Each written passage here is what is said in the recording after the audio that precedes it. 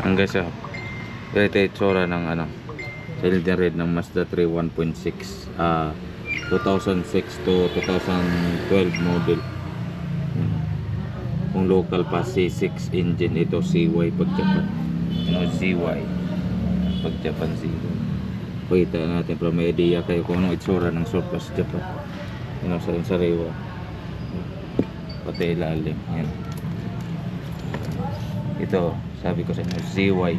Hindi pag local C6. Yan. CY. Sa sariwa pa. Yan. Para may idea kayo kung ano itsura ng Japan. Kaya maganda bumili Japan talaga, Japan surplus. Kaso may mga brand nyo din naman to, kaso mas maganda talaga yung Japan kaysa brand.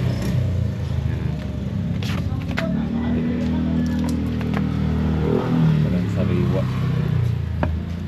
Sariwa yung surplus Japan yan. May okay pa, Fumoko ZY. Ano ito?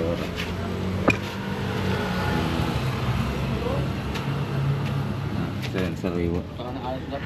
Pero may idea kayo ganyan. Ganda.